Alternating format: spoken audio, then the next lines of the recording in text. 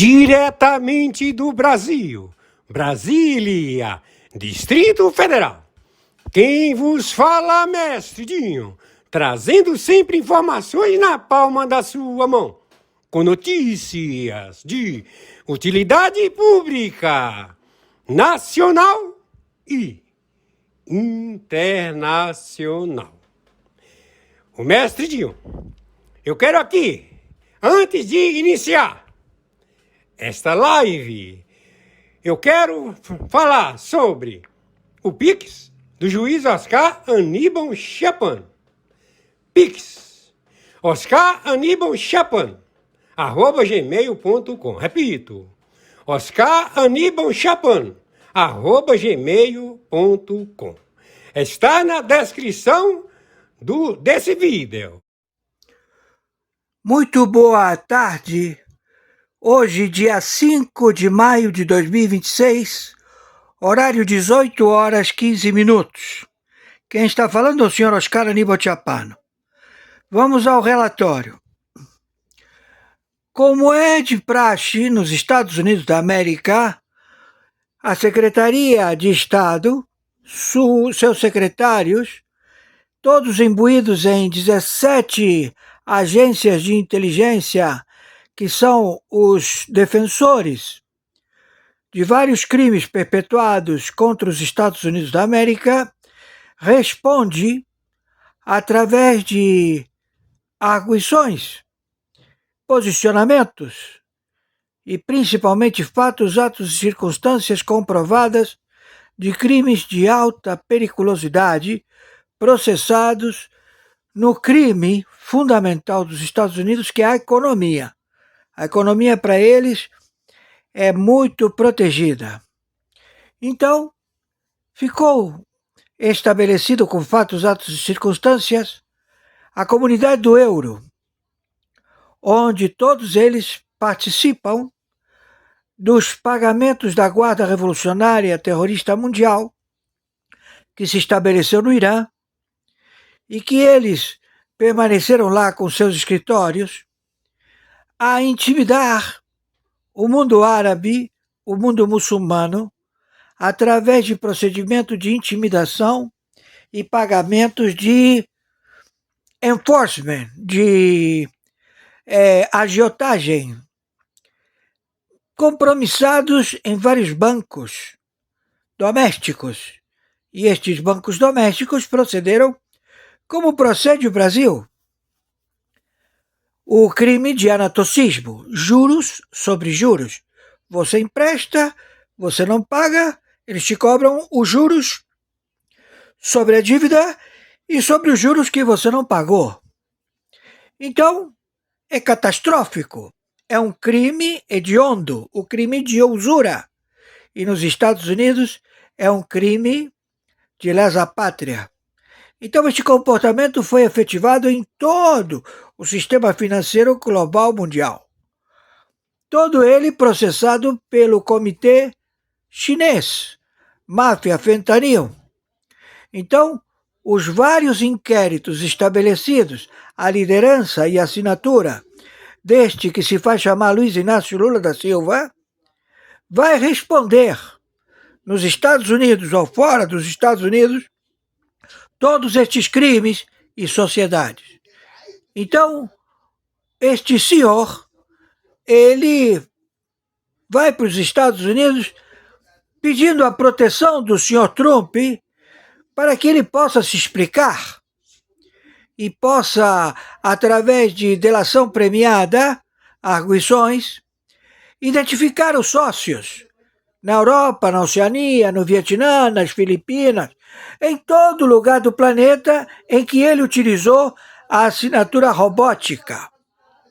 E também dar os nomes de todos os mafiosos, que até então eles eram incógnitos, também os generais do cartel dos soles, ou seja, o delivery. Os generais de cada país entregam a droga na tua casa, com escolta da Armada, da Marinha e da Aeronáutica. Então ele está disposto. Ele embarca amanhã, quarta-feira, Então, ele quer chegar ao entendimento de delatar todo mundo. Este é o procedimento liberado da live de hoje por 60 agências de inteligência. Eles alegam que a única chance que esse indivíduo tem de permanecer vivo é ele ir para os Estados Unidos. E claro, todos os coadjuvantes, o staff do primeiro e segundo escalão do Brasil já estão com seus nomes comprometidos. Mas não vou fazer nada com esse sujeito, porque eles querem permanecer nos cargos e proceder conforme a bem da lei. Meu Pix, 510-466-447-34.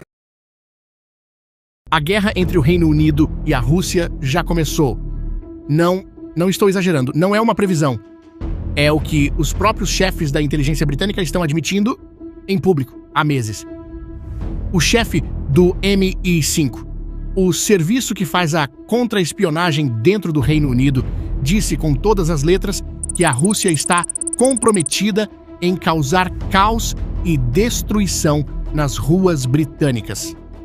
O então chefe do MI6, Richard Moore, o equivalente britânico da CIA, responsável pela espionagem fora do país, foi ainda mais direto. A inteligência russa, nas palavras dele, ficou enlouquecida. E o chefe das Forças Armadas britânicas confessou em entrevista que a situação atual é mais perigosa do que jamais vi na minha carreira. Só que essa guerra não é a guerra que você está imaginando. Ela não tem tanques cruzando fronteiras. Ela não aparece nos jornais da noite. Ela está acontecendo bem debaixo do nosso nariz, em silêncio.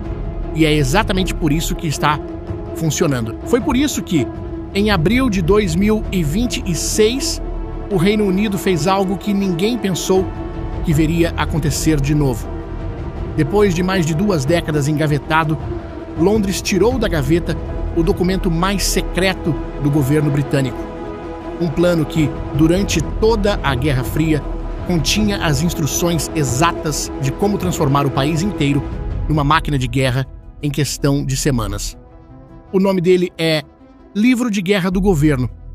E o fato de ele estar voltando agora, neste exato momento, é a admissão oficial que Londres vinha tentando esconder a qualquer custo. A Era da Paz acabou. Para entender o que está acontecendo, você precisa entender um conceito que mudou tudo: a guerra na Zona Cinzenta. Esse é o nome técnico para um tipo de conflito que não passa pela porta da frente. Em vez de tanques e mísseis, ele usa sabotagem industrial. Em vez de declaração de guerra, ele usa drones invadindo o espaço aéreo. Em vez de bombardeios, ele usa ataques cibernéticos contra hospitais, fábricas em chamas no meio da noite e incidentes inexplicáveis em redes elétricas. O objetivo? Causar dano sem nunca cruzar a linha que justificaria uma resposta militar de verdade. E funciona. Funciona tão bem que a Rússia transformou isso na principal arma dela contra a Europa. E os números são assustadores. Segundo dados compilados pela consultoria de risco Dragonfly, só em 2025 os ataques híbridos suspeitos da Rússia em território europeu já tinham superado, em outubro, o total de tudo o que aconteceu em 2024 inteiro. Em setembro de 2025, aconteceu o pior episódio até hoje. Enxames de drones russos sobrevoaram a Polônia. Aviões militares russos invadiram o espaço aéreo da Estônia, da Romênia, da Dinamarca e da Noruega no mesmo período. Foi o momento em que a OTAN e a Rússia chegaram mais perto de um confronto direto desde a Guerra Fria, mas, como nenhum desses incidentes isolado era grave o bastante para justificar uma resposta militar, a Europa acabou apenas protestando. Agora, se essa é a regra na Europa inteira, o que será que está acontecendo no país que mais se opôs publicamente a Putin desde 2022? A história mais cinematográfica desse novo conflito começa numa quinta-feira, dia 9 de abril de 2026. O secretário de Defesa britânico, John Healey, marca uma coletiva de imprensa de emergência em Downing Street, a sede do governo britânico. Ele entra de terno escuro, gravata sóbria e começa a falar com a voz controlada de quem sabe que está prestes a soltar uma bomba. Today I'm revealing details of a recent military operation undertaken by Russia. And in doing so, I'm doing this to expose the continuing Russian activity that threatens us in the UK and to highlight our constant readiness to respond. Healy conta que durante mais de um mês, 3 submarinos russos estiveram operando em silêncio sob as águas frias do Atlântico Norte, ao norte do Reino Unido. Um deles era um Akula, um submarino nuclear de ataque, dos maiores que a Rússia tem. Mas, segundo a inteligência britânica, o Akula era apenas uma isca. O verdadeiro objetivo da operação eram os outros 2. Os outros 2 eram submarinos de uma unidade russa chamada GUG, a Direção Principal de Pesquisa em Águas Profundas. Mas o nome é só fachada. Na prática, esses submarinos têm uma única função, declarada por Healy em palavras simples: mapear a infraestrutura submarina em tempos de paz e sabotá-la em conflito. E sabe o que eles estavam mapeando? Cabos. Cabos submarinos. Aqueles cabos de fibra ótica que correm pelo fundo do oceano, ligando o Reino Unido ao resto do mundo e por onde passa, pasme, 99% de toda a comunicação internacional do planeta. Suas conversas no WhatsApp, suas transações bancárias, suas chamadas de vídeo, todo o conteúdo da internet, tudo. Se esses cabos forem cortados, o Reino Unido não apenas perde acesso à internet, ele perde acesso ao sistema financeiro global, à comunicação militar, ao próprio funcionamento da economia moderna. A operação britânica para acompanhar os russos foi gigantesca. Foram 450 horas de voo de aviões de patrulha, milhares de milhas náuticas, percorridas por uma fragata britânica e por aliados noruegueses, e 500 militares britânicos envolvidos dia e noite durante semanas, em condições que o próprio Healy descreveu como extremamente desafiadoras e traiçoeiras. E quando os russos finalmente recuaram, o ministro fez questão de mandar um recado público direto, sem rodeios. Olhando para as câmeras, ele disse: "Para o presidente Putin, eu digo, nós vemos você. Vemos sua atividade sobre nossos cabos e oleodutos, e qualquer tentativa de danificá-los não será tolerada e terá consequências graves." É o tipo de frase que, há 5 anos, soaria como roteiro de filme. Hoje, é nota oficial do governo britânico, mas os submarinos GUG são só uma das armas dessa guerra. A outra é o oposto deles em tudo. Não custa bilhões, não exige treinamento militar, não precisa de tecnologia secreta. E justamente por isso, talvez seja ainda mais perigosa. Em outubro de 2025, um juiz britânico condenou um rapaz chamado Dylan Earl, de 21 anos, a 17 anos de prisão. Earl não era espião, não tinha treinamento militar, não era russo, era apenas um traficante de drogas pequeno da região central da Inglaterra que vivia descontente com a vida. Ele procurava, segundo as próprias palavras dele para um psiquiatra, um recomeço. Ele encontrou esse recomeço através de um canal anônimo no Telegram chamado PrivateBot.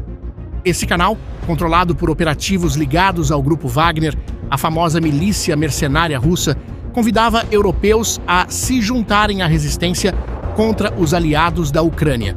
O contrato era simples: missão paga em criptomoeda, sem rosto, sem nome, sem assinatura. Earl topou. Recebeu 5.000 euros em cripto. E em março de 2024, ele e um cúmplice incendiaram um galpão no leste de Londres. O galpão pertencia a um casal ucraniano que despachava terminais Starlink para soldados na Ucrânia. O prejuízo passou de 1 milhão de libras. E aqui está o ponto que muda tudo. Earl não foi um caso isolado. Ele foi parte de um modelo que a inteligência ocidental chama de a Uber da sabotagem. Em vez de treinar agentes profissionais durante anos, A Rússia agora simplesmente terceiriza o trabalho sujo. Ela recruta criminosos baratos, pelo Telegram, paga em cripto e nunca mais aparece. Se o sujeito é pego, a Rússia nega tudo. Se dá certo, ninguém consegue provar quem o ordenou. Segundo o Instituto Britânico de Estudos Estratégicos, mais de 50 atos de sabotagem na Europa entre 2022 e o meio de 2025 seguem esse mesmo padrão. Foram incêndios em shopping centers em Varsóvia, incêndios em ônibus em Praga, ataques a centros logísticos espalhados pelo continente.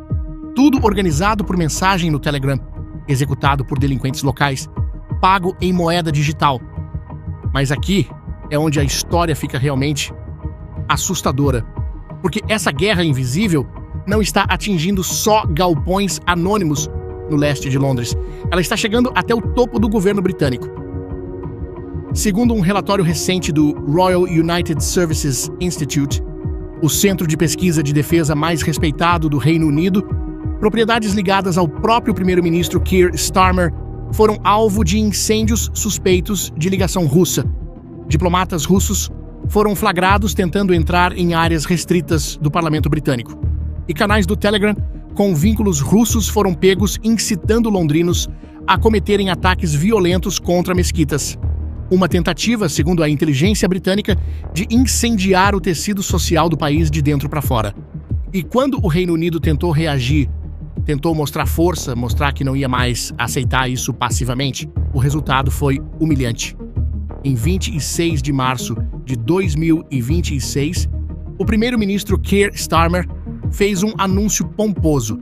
Ele declarou que a Marinha Real Britânica, a partir daquele dia, estava autorizada a abordar e apreender petroleiros russos da chamada Frota Fantasma.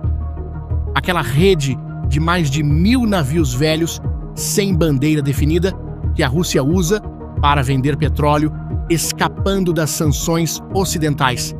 Era uma medida agressiva. Era uma resposta. Era um recado. E sabe o que aconteceu depois? Nada. Literalmente nada. Nas semanas seguintes, vários petroleiros russos cruzaram o Canal da Mancha tranquilamente. Um deles passou escoltado por uma fragata da Marinha Russa, armada com mísseis antinavio. E sabe o que a Marinha Britânica conseguiu mandar para acompanhar? Um simples navio-tanque auxiliar, sem armamento, sem capacidade ofensiva. Um repórter do jornal Daily Telegraph que cobriu a cena precisou alugar um barco de pesca de 12 metros para conseguir filmar, porque não havia nenhuma embarcação militar britânica disponível. O procurador-geral britânico, Lord Hermer, teria barrado a operação por medo de violar o direito marítimo internacional. Ou seja, o Reino Unido autorizou em público, mas internamente travou tudo. Nenhum navio russo foi apreendido, nenhuma carga foi confiscada, nada. Mas o pior nem foi a operação fracassada. O pior foi a reação. O mundo começou a rir. Donald Trump, em entrevista, chamou a frota britânica de brinquedos. O secretário de Defesa americano Pete Hegseth zombou abertamente da grande e poderosa Royal Navy. E em Londres, generais britânicos passaram a admitir, em voz baixa, o que vinham tentando esconder há anos. O exército do Reino Unido está hoje no menor tamanho dos últimos 200 anos. E a Marinha Britânica, que dominou os oceanos do mundo durante 3 séculos, hoje não consegue nem fechar seu próprio canal. E é aqui que mora o problema. Porque o Reino Unido passou os últimos 30 anos cortando defesa, vendendo equipamentos militares como sucata, fechando bases, demitindo soldados. A elite britânica acreditou, com convicção quase religiosa, que a paz era o estado final da humanidade. Foi um cálculo. E como você já deve ter percebido, isso foi um cálculo errado. E aqui chegamos naquele livro de guerra que mencionamos no início. Porque foi exatamente nesse contexto, submarinos espionando cabos, criminosos sendo recrutados pelo Telegram, primeiro-ministro com casas pegando fogo, marinha sendo humilhada, que o chefe das Forças Armadas Britânicas, o Marechal do Ar Richard Knighton, finalmente fez o anúncio. Em uma conferência de defesa em Londres, em abril de 2026, ele confirmou: o livro de guerra está voltando. Esse documento foi criado durante a Primeira Guerra Mundial e atualizado constantemente até a queda da União Soviética. Ele tem 16 capítulos e descreve com uma precisão obsessiva como transformar o Reino Unido inteiro, cidades, fábricas, hospitais, mercados, sistemas de comunicação, tudo, de uma sociedade civil em paz para uma sociedade em guerra total, em até 28 dias. Mas a versão antiga da Guerra Fria foi escrita pensando em duas ameaças apenas: invasão soviética e guerra nuclear. Já a versão nova, que está sendo escrita neste exato momento, precisa lidar com um inimigo que ataca de formas que ninguém imaginava. Em 1989, cabos submarinos sendo cortados, redes elétricas sendo hackeadas, drogados sendo recrutados pelo Telegram, drones invadindo o espaço aéreo da Europa e desinformação se espalhando pelas redes sociais como fogo. Knighton resumiu a virada em uma frase que vai virar manchete por anos: a estratégia britânica não é mais defesa, agora é resiliência. E resiliência, segundo ele, exige envolver toda a sociedade, não apenas o exército. É bonito no papel, mas tem um problema, porque envolver toda a sociedade exige recursos. E o Reino Unido, depois de 30 anos cortando defesa, está em uma posição péssima para começar agora. Os números são brutais. Para você ter uma ideia, o exército britânico tem hoje cerca de 70 mil soldados em tempo integral. É o menor tamanho em mais de 200 anos. A Marinha Britânica, como já vimos, mal consegue patrulhar suas próprias águas. E o orçamento de defesa, que está sendo elevado em fases, vai chegar a 3,5% do PIB até 2035, o maior aumento desde a Guerra Fria, mas só começa a chegar de verdade nos cofres a partir de 2027. E aqui chegamos na pergunta que dá calafrios nos generais britânicos, na pergunta que ninguém em Londres consegue mais ignorar. Será que vai dar tempo? Será que vai dar tempo de reerguer um exército que foi destruído ao longo de 3 décadas antes que o inimigo decida atacar de verdade? O Reino Unido está atrasado e, nas palavras do próprio chefe das Forças Armadas, alcançar a Europa agora vai doer. Talvez a verdadeira mudança não esteja nos submarinos, nem nas leis, mas na cabeça das pessoas. Durante toda a nossa vida, crescemos acreditando que a paz era o estado natural das coisas e a guerra, bem, ela era a exceção. Não é mais. Em janeiro de 2026, os cientistas do Boletim dos Cientistas Atômicos colocaram o relógio do apocalipse a 85 segundos da meia-noite. É o ponto mais próximo do fim que esse relógio já registrou em toda a sua história. Mais perto do que durante a crise dos mísseis em Cuba. Mais perto do que jamais esteve.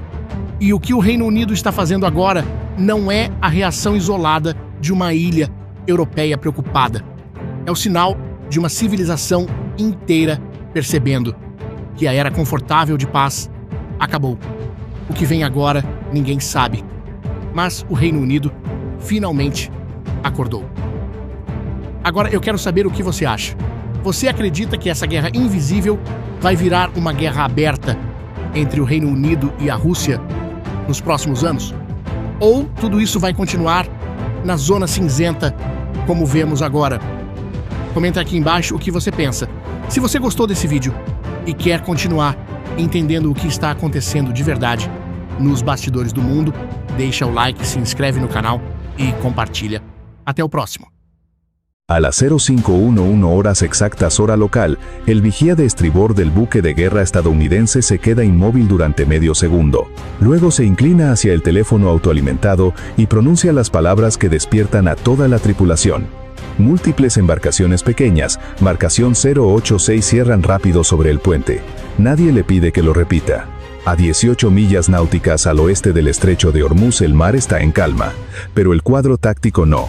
En las pantallas del Combat Information Center ya aparecen 3 contactos de superficie, perfil bajo, Sinaíes sin luces de navegación corriendo a oscuras en la luz gris justo antes del amanecer, velocidad 32 nudos y aumentando, sin respuesta al desafío automatizado, 3 lanchas rápidas iraníes cerrando sobre un destructor de la Marina de EU, valorado en más de $1.800 millones, una tripulación de 300 marineros, y menos de 13 minutos antes de que una escalera de abordaje y un garfio metálico intenten morder el casco de acero estadounidense, el capitán ya está en el puente.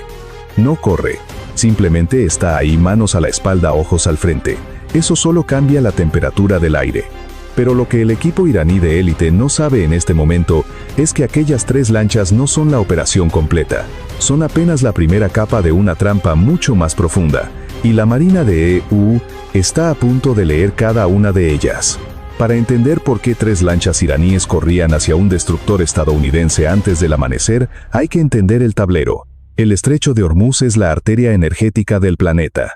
Por este cuello de botella de apenas 33 kilómetros de ancho pasa el 20% del petróleo mundial cada día. Quien controla la percepción sobre Hormuz controla los precios, controla la narrativa y controla la presión sobre Washington. Esa es la lógica del Strategic Calculus iraní. Teherán no busca una guerra abierta contra la Marina de EU. Sabe que perdería en cuestión de horas. Lo que busca es algo más sutil, una victoria de Grey Zone, esa zona gris entre la paz y la guerra donde un solo video de propaganda puede valer más que un misil. Una imagen, solo una de comandos iraníes tocando el casco de un buque de guerra estadounidense, valdría meses de presión política contra la Casa Blanca. Para ejecutarlo, los guardianes de la revolución han entrenado durante años con sus lanchas Bojamar de fibra de vidrio, capaces de superar los 45 nudos y diseñadas precisamente para asymmetric warfare contra unidades de superficie mucho más grandes. Su confianza viene de la geometría: 3 lanchas, 3 ángulos, un objetivo fijo en tránsito predecible. Lo que no calcularon es que el destructor que tenían enfrente no era un blanco, era un sensor flotante con dientes, y el tablero ya estaba siendo leído desde el otro lado. A las 05:14 horas el alcance cae bajo las 11 millas náuticas. Y entonces los iraníes hacen algo que ningún pescador haría jamás. Las 3 lanchas se separan, una deriva más abierta a babor. Las otras 2 continúan rectas, una ligeramente detrás de la otra, usando la estela de la lancha líder como cobertura. Es sutil, pero en un entorno militar lo sutil es lo que mata. Una lancha está dando forma al ataque, otra lo está apantallando, la tercera es la carnada. Dentro del Combat Information Center, el oficial de acción táctica afina la imagen con sensores electro-ópticos. Aparecen formas granulosas en la pantalla, cascos estrechos, aerosol de motores fuera de borda, firmas térmicas agrupadas bajas y compactas. Y entonces uno de los operadores se inclina hacia la pantalla. Posible cuarta fuente de calor en lancha líder. Montada en popa. Nadie dice todavía qué podría ser. El capitán da la orden sin levantar la voz: establecer vigilancia reforzada. Equipos de seguridad de cubierta a sus puestos. Mantener el control. No suena ninguna alarma. La orden recorre el buque como electricidad por un cable. Las escotillas se abren. Botas golpean el acero. Una pareja de marineros armados se desplaza hacia posición a lo largo de la cubierta expuesta. En el ala del puente, los binoculares se alzan al unísono. Entonces se activa el LRAD, el Long Range Acoustic Device, un sistema de hailing acústico de largo alcance que puede proyectar una voz humana a más de 3000 metros con claridad quirúrgica. Imaginen un altavoz capaz de hablar directamente al oído de un hombre desde 3 kilómetros de distancia sobre el rugido de motores fuera de borda y el viento del amanecer.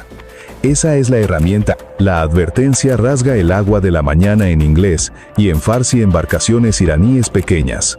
Este es un buque de guerra de la Marina de EU. Están cerrando de manera hostil. Aléjense de inmediato. Solo regresa estática y motores. La primera imagen visual clara llega a las 8 millas náuticas. La cámara electro-óptica se estabiliza durante un segundo, lo suficiente para convertir la sospecha en forma. La lancha líder no lleva equipo de pesca. No hay redes, no hay cajas, no hay líneas, solo hombres. Varios. Ropa oscura, siluetas compactas. Uno sentado bajo cerca de la proa. Otro inclinado hacia adentro sosteniendo algo largo cruzado sobre las rodillas. Entonces la lancha trasera se eleva sobre una ola y la cámara la captura. Una escalera. No es una soga, no es tubería de carga. Es una escalera de abordaje compacta amarrada al costado del casco. En el puente el aire parece perder 1 grado de temperatura. Capitán, dice el oficial de acción táctica desde abajo, la voz más tensa. Ahora recomiendo clasificar como amenaza probable de abordaje armado. El capitán responde de inmediato, hágalo. Si fueras el comandante en ese puente, elegirías A, abrir fuego de advertencia inmediatamente, o B, mantener disciplina y esperar confirmación visual del armamento. Coméntalo abajo. A las 05:21 horas los rotores del MH-60R Seahawk comienzan a girar. Lo que viene a continuación cambia la geometría completa del enfrentamiento. El MH-60R Romeo no es un helicóptero cualquiera.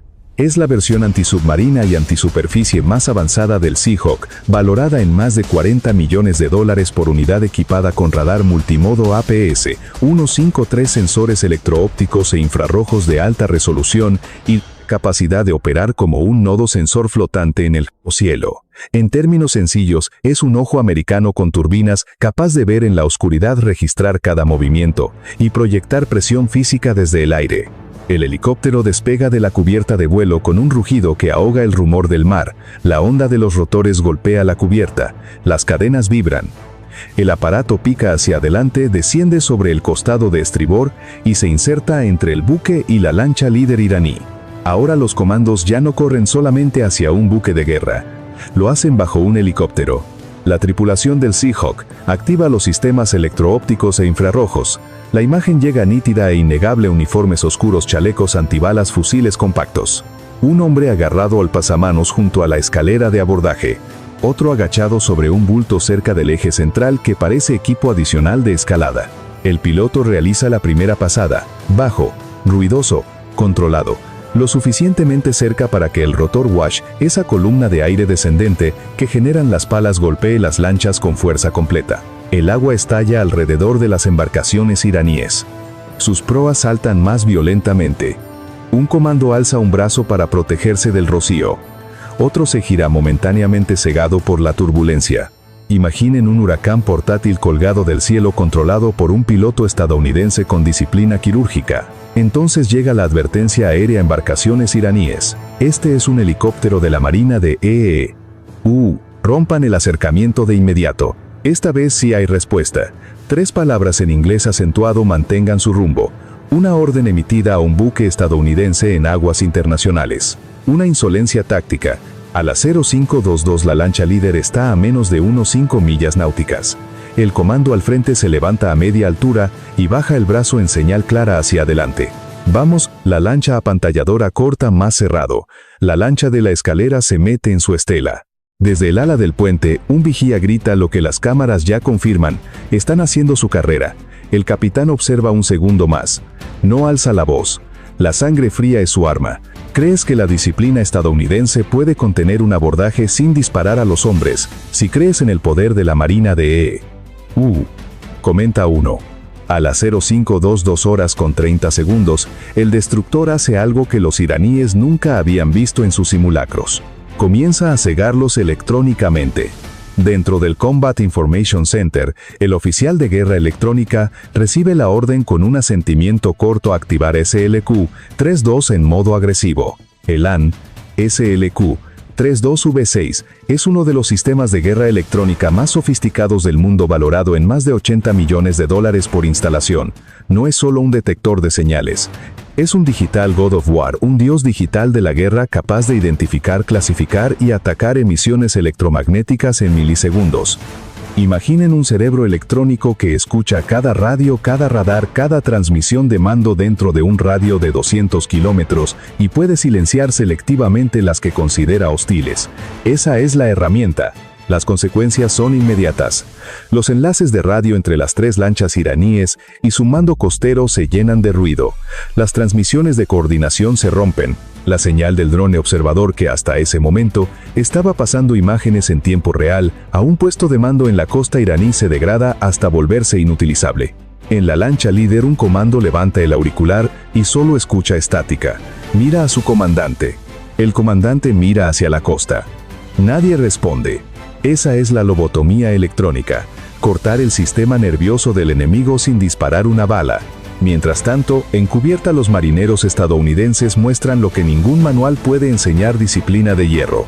Imaginen tener 23 años, sostener una M2 Browning en las manos, ver 3 lanchas con comandos armados cerrando a 40 nudos y mantener el dedo fuera del gatillo porque el capitán todavía no ha dado la orden. Eso no es entrenamiento. Eso es una cultura militar construida durante 80 años. El Master Chief recorre la línea de seguridad de cubierta sin alzar la voz. Una palmada en el hombro aquí. Un ajuste de chaleco allá. Respiren. Esperen la orden. Nadie dispara hasta que el capitán lo diga. Los jóvenes marineros asienten. Las manos dejan de temblar. A bordo de las lanchas iraníes la situación es opuesta. Sin comunicaciones, sin coordinación, sin la cobertura del dron, los comandos comienzan a improvisar. Y en una operación de abordaje, improvisar es morir tácticamente. A las 0522, con 50 segundos, la lancha apantalladora se desvía ligeramente. Pequeño error, pero suficiente. La lancha de la escalera pierde su cobertura durante 2 segundos completos. 2 segundos en los que queda completamente expuesta a los sensores del Seahawk, a las cámaras del puente y a las ametralladoras de cubierta. La situación pasó de mala a catastrófica para Teherán. Los cazadores acababan de convertirse en las presas, y todavía no lo sabían. A las 0523 horas la distancia colapsa por debajo de los 365 metros, y la Marina de juega su carta final. El capitán pronuncia 2 palabras: disparos de advertencia. Una ametralladora montada M2 Browning calibre 50 abre fuego en ráfagas cortas y disciplinadas. No contra la lancha, no contra los hombres, contra el agua justo delante de la proa. Las balas golpean como martillos de acero levantando columnas blancas de mar. El rocío estalla sobre la proa iraní en cortinas violentas. La lancha vacila medio segundo, y sigue viniendo. Eso le dice todo a la tripulación. Esto no es bravuconería, es intención. El capitán no duda, inhabiliten el motor. La siguiente ráfaga es más cerrada, quirúrgica. Las balas cosen el cuarto de popa. Al tercer disparo, la carcasa del motor fuera de borda estalla en un destello brillante y feo de metal y vapor. Humo negro se dispara hacia arriba. La lancha guiña violentamente a estribor despojada de empuje limpio y se estrella de costado contra la estela revuelta del destructor. Ahí se derrumba todo el ataque. La proa se levanta. La escalera se suelta de un lado. Un comando se lanza hacia el pasamanos y falla estrellándose hombro contra hombro con otro hombre mientras la lancha rueda sobre el agua rota. El Garfio nunca abandona la cubierta. Atrás la lancha apantalladora intenta cerrar el hueco por su cuenta. El Seahawk pivota, desciende aún más y golpea la segunda embarcación con un rotor wash tan brutal que la proa rebota fuera de línea. El mensaje es inconfundible: en cada dirección un empujón más, y esto se pone peor. Pero la verdadera humillación llega después. A las 0524, el operador de guerra electrónica habla desde el SIC: nuevo barrido de radar marcación 027, posible drone observador. El capitán entiende de inmediato. Los comandos nunca fueron el plan completo. Eran la primera capa. Detrás de ellos, había un dron de vigilancia y radar costero, esperando capturar el momento del fracaso estadounidense para propaganda. Pero el momento nunca llega. El destructor corrige 5 grados a la derecha. Pequeño movimiento. Efecto enorme. Sale lateralmente del killbox iraní antes de que la segunda capa pueda cerrarse. A las 0527 el dron se gira hacia el norte. Las 2 lanchas supervivientes huyen. El barrido de radar se desvanece. El orgullo de los guardianes de la revolución es destrozado por la aplastante tecnología de Occidente. Mostraron sus cartas. La Marina de les mostró una escalera real. A las 0536 horas el sol ya está sobre el horizonte. El destructor estadounidense sigue su rumbo, casco seco, cubierta intacta, abordaje denegado. Las pérdidas iraníes son claras: una lancha Bogamar inhabilitada, motor destrozado, dejada a la deriva con 4 comandos a bordo y sus cámaras apagadas. Las pérdidas estadounidenses 0. Ni un marinero herido. Ni un casquillo desperdiciado fuera de propósito. Pero la verdadera derrota iraní no se mide en chatarra flotante, se mide en datos. Cada movimiento de los comandos, cada espaciado entre lanchas, cada transmisión de radio, cada barrido de radar de apoyo, cada giro del drone observador, todo quedó grabado en los sistemas estadounidenses. Vinieron a robar un momento de propaganda. Se fueron entregando a la Marina de Un manual completo de cómo combaten cuando creen tener la ventaja. La lección estratégica es brutalmente simple en la Gray Zone. La proximidad es un intercambio bilateral. Cuanto más cerca llegas, más te revelas. Esto es dominio sin espectáculo. ¿Crees que la próxima vez los iraníes intentarán algo distinto o repetirán el mismo patrón? Déjanos tu predicción en los comentarios. Si crees en la disciplina silenciosa de la Marina de dale like, suscríbete y activa la campana para no perderte el próximo análisis. Nota: este escenario es una recreación dramatizada basada en patrones tácticos reales documentados en el Estrecho de Hormuz. Los sensores están activos, el tablero está listo. Manténganse alerta y no pierdan de vista el horizonte. Gracias por vernos y nos vemos en la próxima cubierta. País por meses. E o Brasil já tomou uma posição que vai ter consequências. O Itamaraty emitiu nota condenando os ataques americanos e israelenses e pedindo desescalada imediata. E Flávio Bolsonaro imediatamente disse que a nota do Itamaraty mostra que Lula escolheu apoiar o Irã. E a disputa política interna em torno da posição brasileira vai se intensificar nas próximas horas e dias, porque o Brasil vai ser pressionado pelos Estados Unidos, que esperam no mínimo silêncio confortável dos seus parceiros do hemisfério. E, ao mesmo tempo, vai ser pressionado pelos países do BRICS, que estão todos condenando os ataques. E a China, que tem interesses econômicos bilionários no Irã e que tem um acordo estratégico de 25 anos com Teherã, vai observar com muita atenção como os países que se posicionam como independentes das grandes potências se comportam nesse conflito. Atención, porque la situación en Medio Oriente acaba de escalar de forma peligrosa. Emiratos Árabes Unidos detectó el lanzamiento de misiles de crucero desde Irán. Según el Ministerio de Defensa, 3 fueron interceptados y 1 terminó cayendo al mar. Las explosiones que muchos escucharon no fueron impactos directos, fueron sistemas antiaéreos activándose en tiempo real. Pero eso no fue todo. Autoridades confirmaron un incendio en una instalación petrolera en Fujairah, tras un ataque con drones que habría salido desde territorio iraní.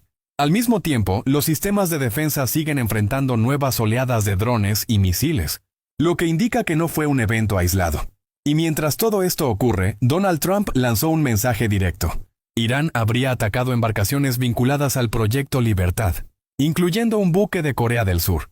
Incluso insinuó que Corea del Sur podría involucrarse en la operación. Y aseguró que varias embarcaciones iraníes ya fueron neutralizadas. El resultado es claro. Misiles, drones, ataques a infraestructura y una tensión creciente en el Estrecho de Hormuz. Un escenario que podría escalar en cualquier momento y cambiar completamente el equilibrio en la región. Os Estados Unidos acabam de destruir 1.700 drones iranianos em apenas 3 dias. E quem fez isso foi um único navio, o USS Preble, um destroyer equipado com o sistema Helios, uma arma laser de alta energia capaz de derreter drones no ar em segundos. E sabe quanto custou cada abate? Menos de $1. Enquanto cada drone iraniano custava entre 20 e 50 mil dólares. O Irã apostou numa estratégia simples: saturar as defesas americanas com centenas de drones baratos ao mesmo tempo. A lógica era ter mais drones do que mísseis interceptores, mas simplesmente não contou com o laser americano que já vinha sendo desenvolvido há algum tempo. O Helios não precisa de munição, não precisa recarregar. Enquanto tiver energia no navio, ele atira. É praticamente infinito. Em 72 horas, o USS Preble virou o pesadelo do Irã no Golfo Pérsico. Agora, os drones não são mais tão assustadores. Isso muda tudo o que sabíamos sobre confrontos modernos. E talvez o Irã percebeu tarde demais. A pergunta agora é: será que essa tecnologia acaba de vez com a era dos drones? Ou o Irã ainda irá surpreender os Estados Unidos com mais alguma surpresa? Comenta aí o que você acha. Seja bem-vindo ao nosso canal. Gente, chegou uma notícia para mim, mas que vai abalar as estruturas. Inácio está totalmente desesperado. E isso envolve uns amigos dele. E toda essa parada está acontecendo nos Estados Unidos. Por isso que Inácio precisa correr para lá. O negócio é mais grosso que você imagina. Gente, compartilhe esse vídeo ao máximo.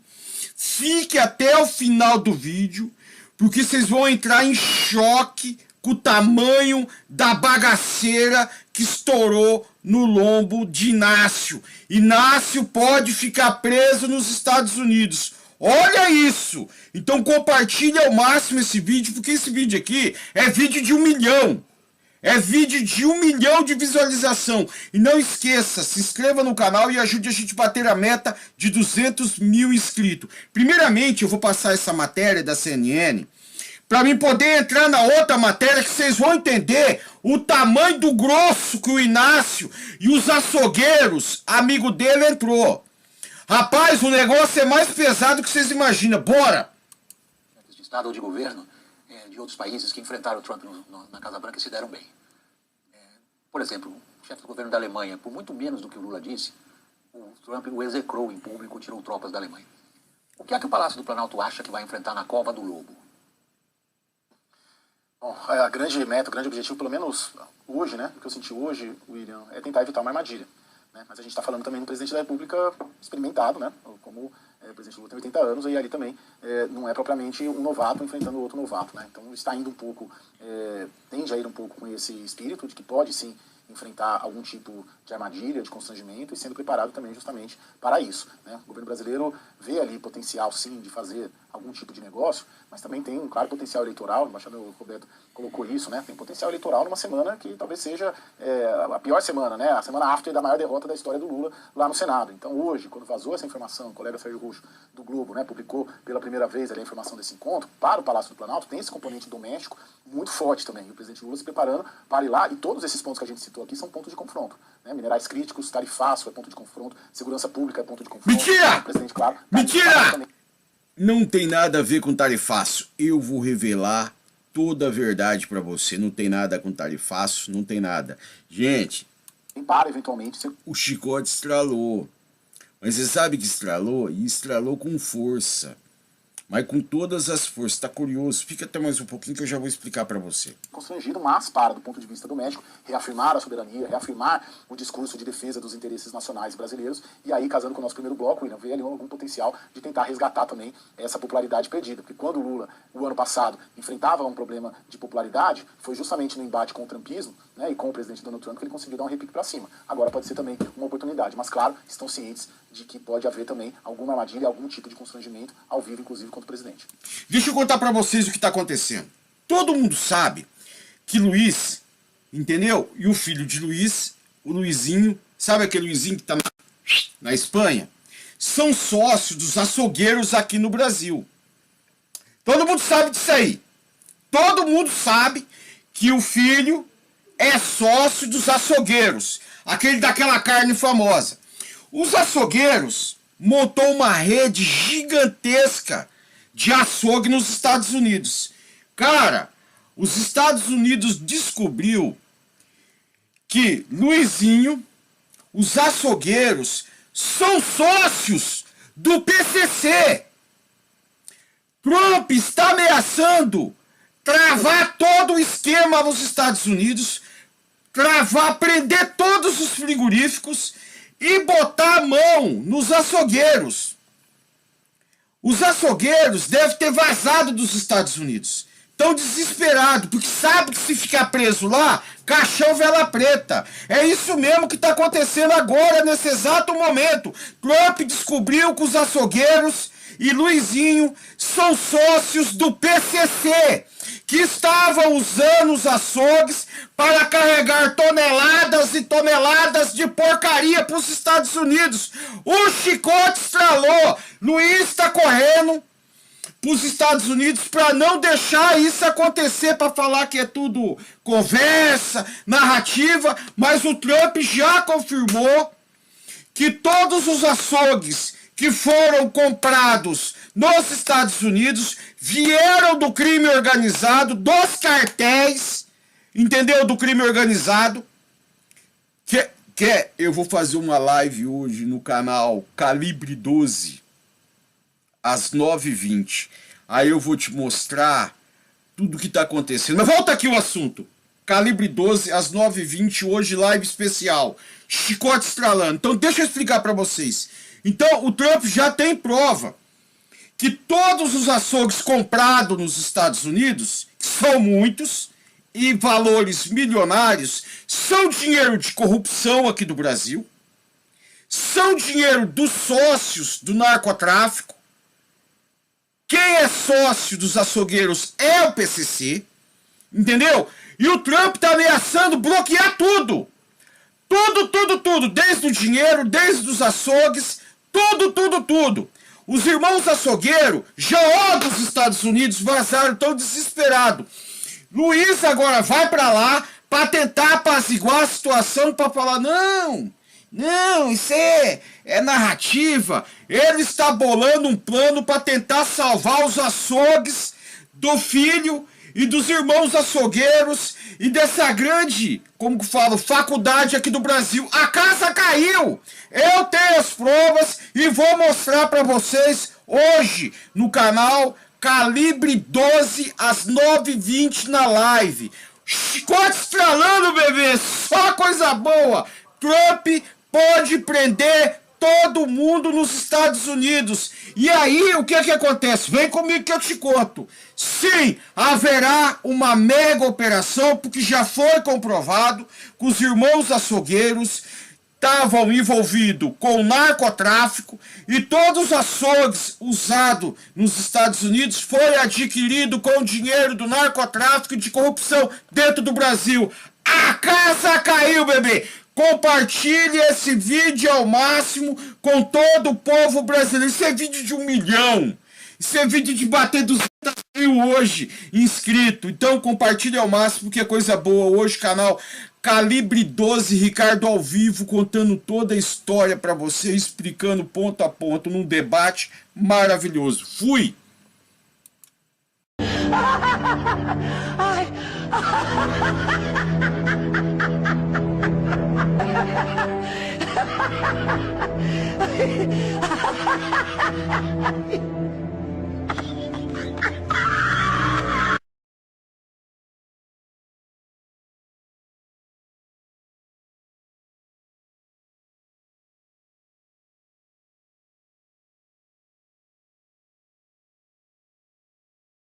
O publicitário Marcos Valério, condenado no mensalão do PT, disse em depoimento à polícia de Minas Gerais que Lula é um dos mandantes do crime. Marcos Valério. Meus amigos, a narrativa de que Alexandre de Moraes tinha articulado a queda de Jorge Messias no Senado nunca fez sentido técnico. Mas agora a verdade apareceu. O Messias não foi apenas derrotado, ele foi sacrificado no altar do pragmatismo. Olha o nível da jogada. Lula foi avisado repetidas vezes que a indicação seria rejeitada por Alcolumbre. Então, por que seguir com o vexame? Porque o Planalto precisava de um pretexto moral para o que já estava decidido: o abandono de Alexandre de Moraes. Ao pintar o Xandão como algoz de Messias, o governo cria desculpa perfeita para romper com um homem que até ontem era o seu principal pilar jurídico. Essa mudança coincide com a viagem de Lula aos Estados Unidos e o tabuleiro internacional acaba de se modificar. Após o encontro com Trump, o preço para a sobrevivência política do governo parece ter sido a cabeça de Moraes. Lula está operando nos bastidores para entregar o que prometeu em Washington, usando o cadáver político de um aliado fiel como munição, enquanto Messias busca conversas particulares para ajustar ponteiros. O verdadeiro isolamento de Moraes começa a ser desenhado, inclusive com a possível ida de Messias para o Ministério da Justiça, onde ele vai comandar a Polícia Federal. Lula aposta que pode controlar o incêndio, mas ao desestabilizar o ministro, ele corre o risco de implodir as próprias bases que o sustentam. O cerco se fechou, meus amigos. Agora, brinde a sua mente. Coloca aqui. Você acha que o circo vai pegar fogo até as eleições? Eu acho que sim. Eu estou já na descrição, né, dessa transmissão ao vivo. Ok? Então, vocês poderão verificar que tem uma frase, e no final da frase, logo aí no topo, tem a palavra mais. 4 letras. Mais. Indica o que acontece. para vocês entrarem na descrição, né, do celular, do tablet, do notebook ou do computador, clica. Então vocês clicando aí, vocês vão entrar, observar, né, que existe uma palavra perfil social. E depois do perfil social vem Mercado Livre. E está escrito, canal Mestre Dinho. Últimas notícias na palma da sua mão. Perfil Mestre Dinho, 1949. Eu sou afiliado do Mercado Livre. E é por isso que eu estou aqui aproveitando essa oportunidade para falar com vocês que tem promoções. Eu, como afiliado do Mercado Livre, eu coloquei aí, abaixo da palavra promoções, 2 pontos. Tem aí o link. Todo mundo sabe o que é o link. O link do Mercado Livre. Você clica no Mercado Livre aí, nesse link do Mercado Livre. Não vai sair num só produto, não. Vai sair numa vitrine. O Mercado Livre, por enquanto, tem quase 200 produtos, certo? Produtos, a maior parte com promoções. Produtos que nós precisamos. Aqueles produtos relacionados, que nós temos necessidade de comprar dia a dia. Então, vocês sabem que o Mestre Dinho, eu sou afiliado do Mercado Livre. Vocês compram, certo? Vocês negociam no parcelamento, né? Se é com 10 parcelas, ou com 12, ou com 18 ou mais, depender, tem de entrar aí, né, certo? Na descrição, no link do Mercado Livre. Ok? E, descendo, certo? Eu também sou afiliado do Shopee. Tem assim, vitrine do Construa Civil Mestre Dinho.